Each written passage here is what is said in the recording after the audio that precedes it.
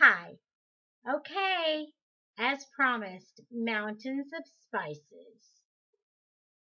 Chapter 1, Mrs. Dismal Forebodings. It was a perfect spring morning down in the Valley of Humiliation, and everything seemed to be rejoicing in the warm sunshine and the soft, fragrant air. The pastures were robed in freshest green. The fruit trees were wearing festal apparel of white and pink blossoms. In the breeze the wild flowers were dancing gaily, while the asphodels, with the sun shining through their transparent white blooms, stood rank on the steep slopes above the blue lake like an army of wax torches. In the pastures through which the river wound. Okay, that's hard to say, you guys. The lambs frisked about their mothers, and the kids played catch me if you can among the rocks. Birds of every size and description worked ardently at the business of nest building, and the air echoed with the sound of innumerable notes and calls and trills, while bees and crickets kept up a constant undertone of humming. Altogether, it was a perfect day down there in the valley, with everything that had breath and moved out in the open to welcome spring.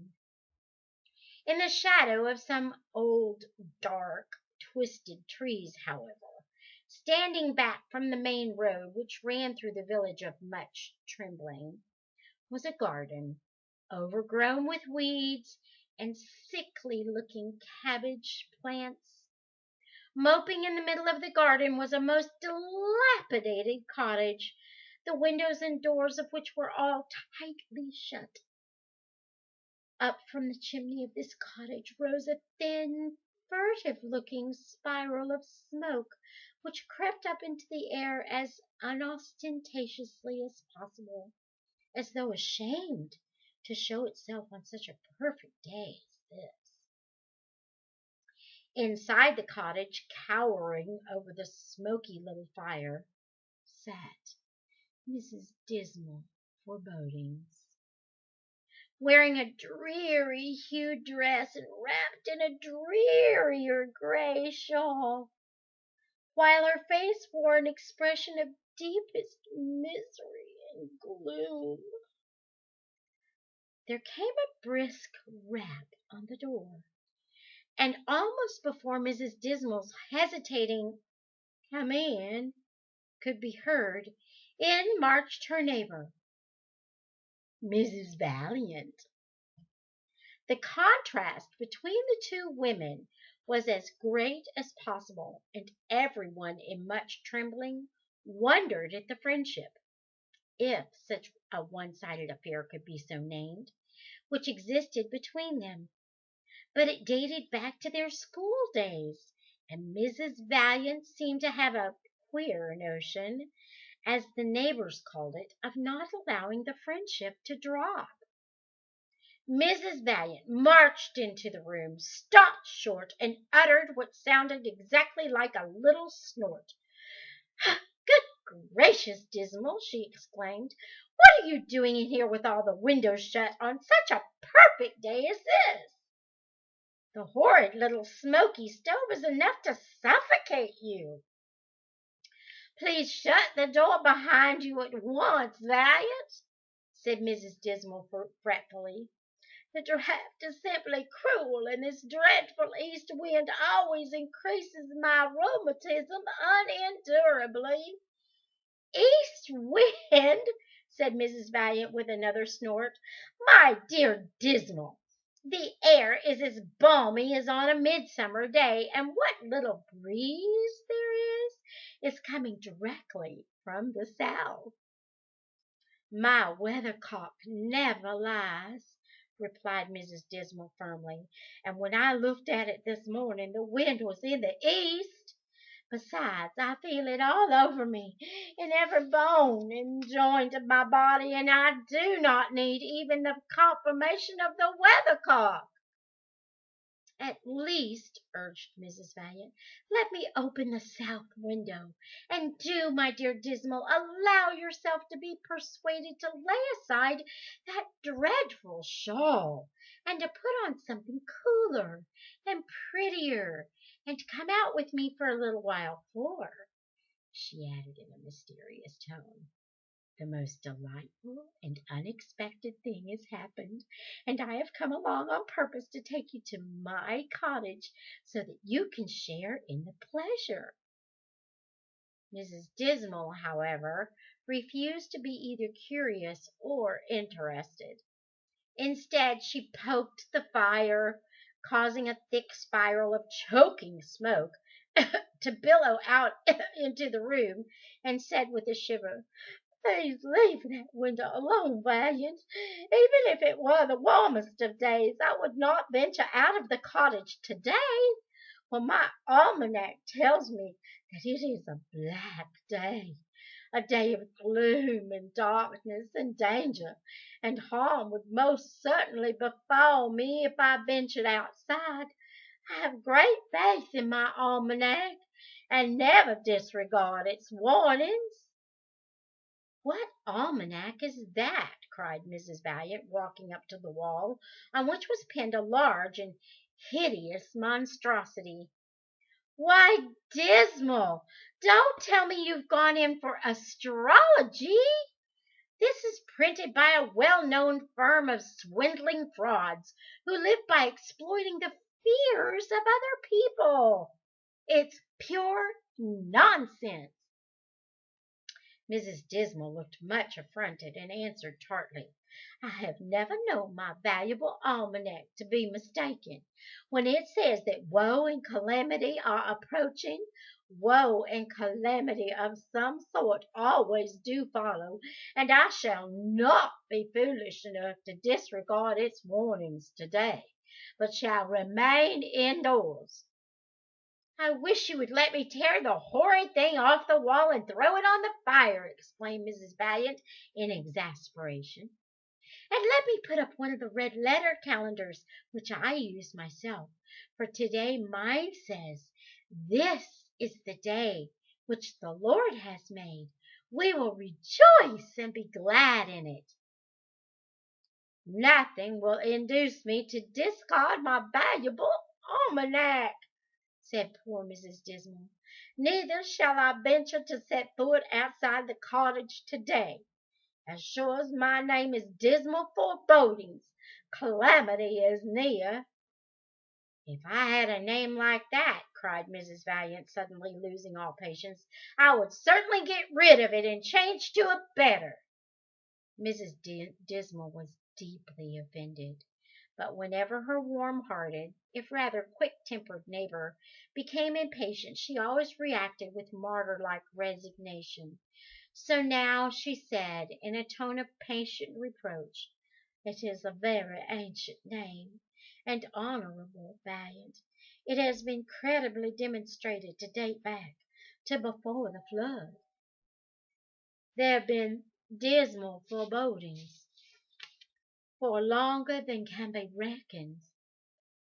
Mrs. Valiant laughed heartily at her friend's absurdity, though this was one of the times when she felt she would dearly like to shake a little sense into the poor little silly creature before her. But she had an inner reason known only to herself and the chief shepherd for bearing long with her unhappy neighbor and learning to accept her lovingly just as she was.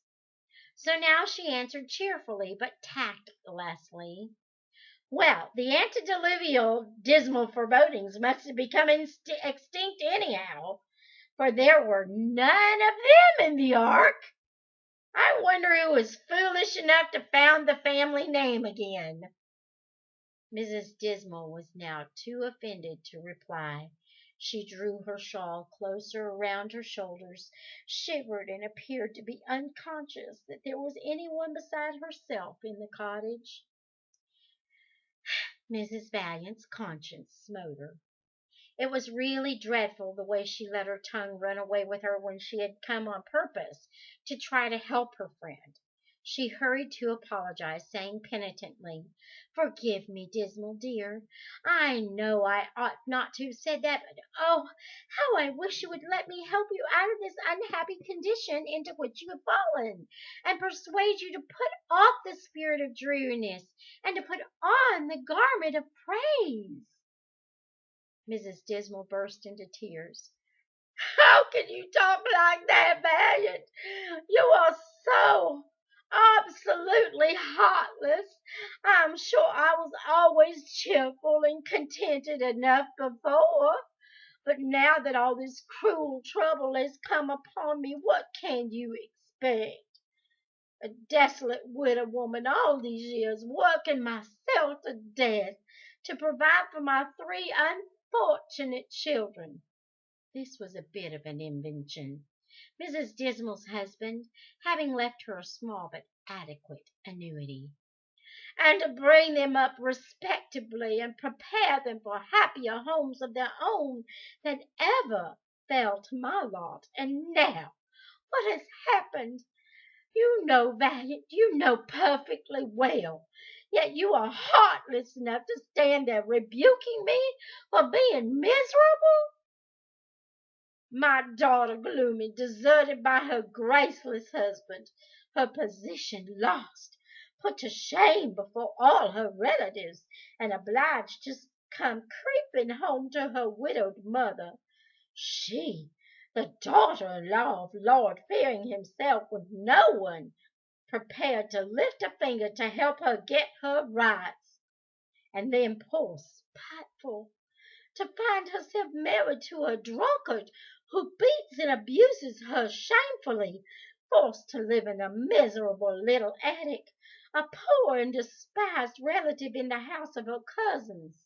And Craven," here she sobbed convulsively, "my darling Craven, my only son, wrongfully condemned on a trumped-up charge of assault and disorderly behavior, actually put in prison.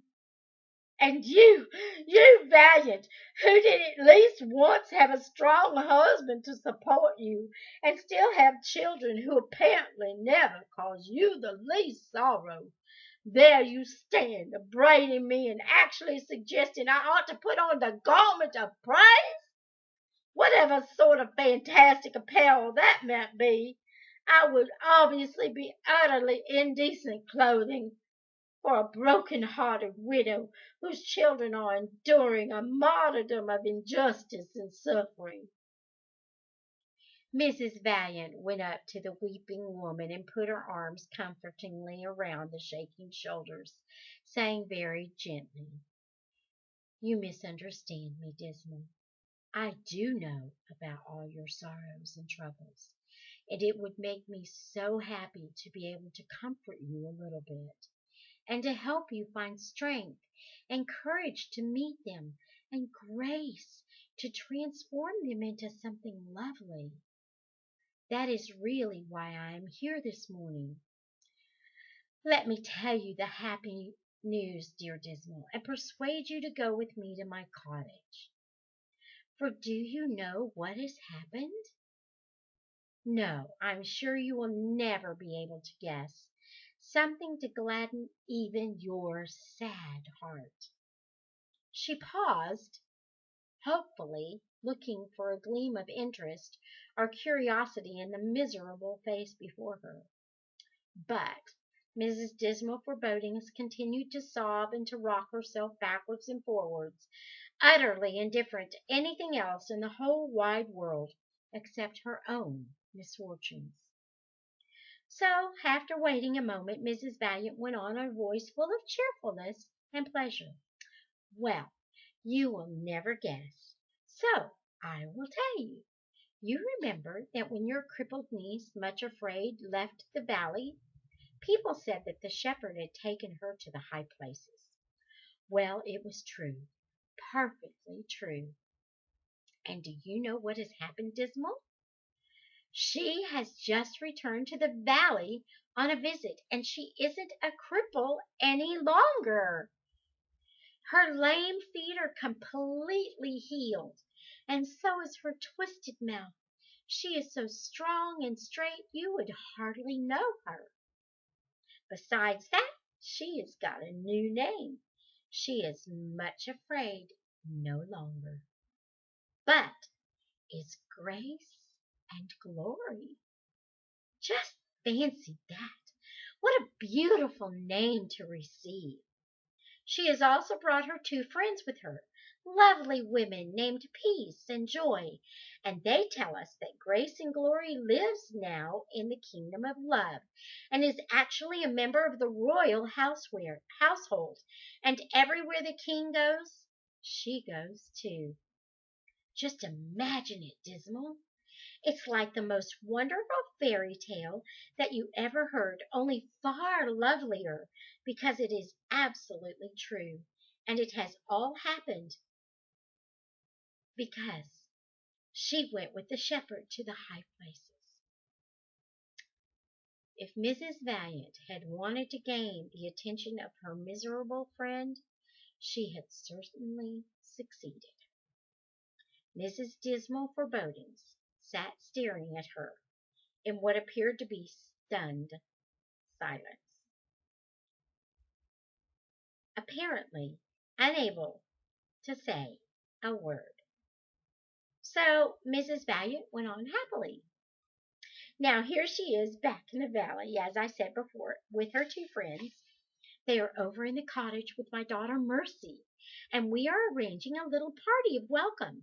Just a few of her old friends and neighbors, and you, her aunt, really must be there too. Come, dear Dismal, just for a little while. Dry your tears, for you cannot in any way help your dear ones by sitting here weeping your eyes out in this dreary room.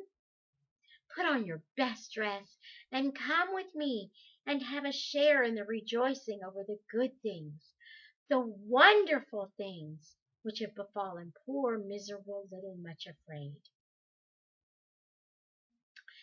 Mrs. Dismal Forebodings said not a word, for in truth she was almost stunned by the news, the dreadful news.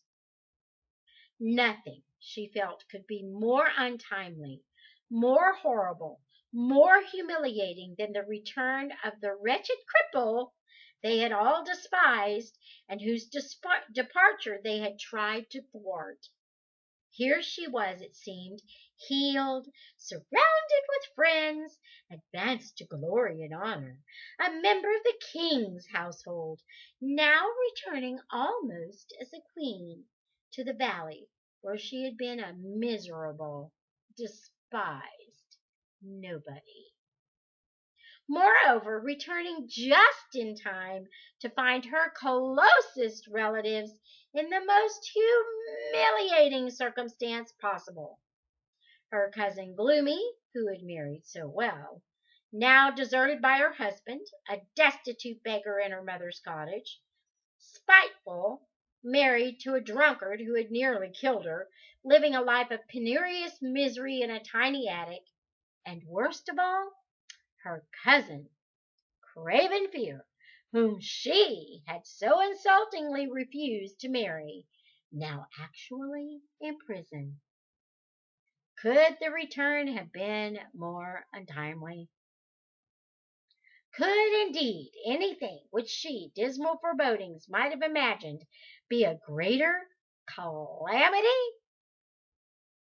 "How true my almanac is!" said Mrs. Dismal to herself, with a sinking of heart which even she had seldom before experienced.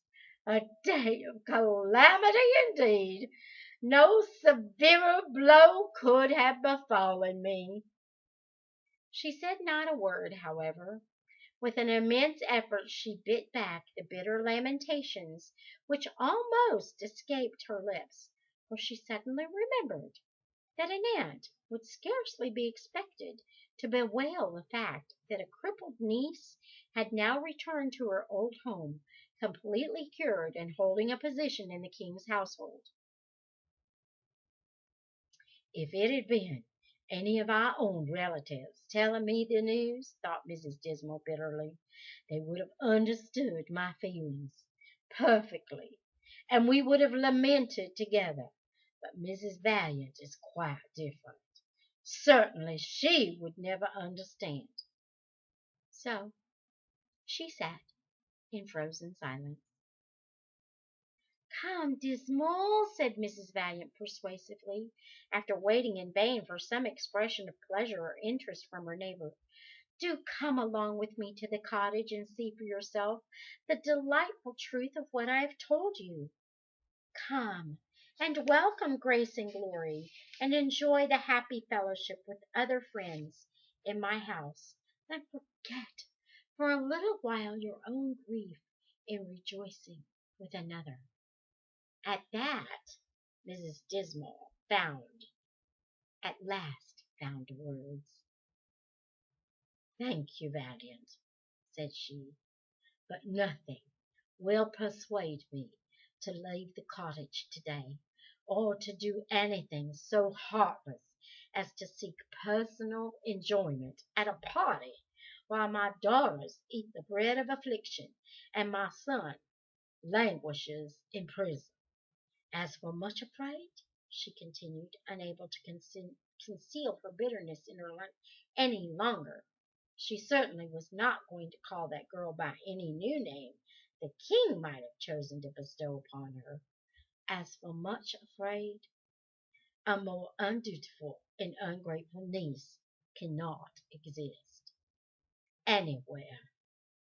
If she chooses to return now to gloat over the misfortunes which have overtaken her relatives, it is only another example of her callous nature, and I, for one, shall certainly not present her with an opportunity to do so. Pray return at once to your party, Valiant, and leave me alone to the solace of solitude in my misery." Mrs. Valiant regretfully realized that she could do no good by staying longer, that any further importunity would only increase her neighbor's resistance and resentment. So she sorrowfully took her departure, having failed in a mission which, in truth, she had feared would prove unsuccessful. And that is the first part of Chapter 1, Mrs. Dismal Forebodings. Until next time, may the Lord bless you and keep you. May he make his face to shine upon you and be gracious to you. May the Lord lift up his countenance upon you and grant you his peace.